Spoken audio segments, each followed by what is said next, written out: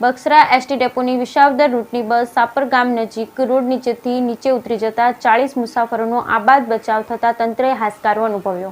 Baksara ST ડેપોની વિસાવદર રૂટની ST bus Sapar ગામ નજીક રોડ ઉપરથી નીચે ઉતારી ફસાઈ જતા આશરે 40 મુસાફરોનો આબાદ બચાવ થતા તંત્રએ હાશકારો લીધો। રોડ ખરાબ હોવાથી અવારનવાર આવા અકસ્માત સર્જાતા ગામ લોકોમાં રોષ ભભૂક્યો। એસટી તંત્રના અધિકારીઓ ઘટના સ્થળે દોડી આવ્યા।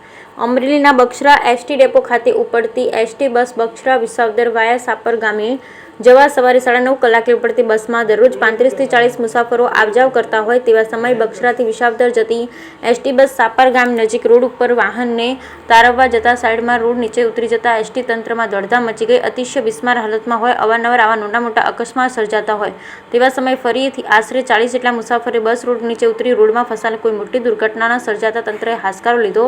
ઘટના સ્થળે એસટી તંત્રના અધિકારીઓ દોડી આવ્યા।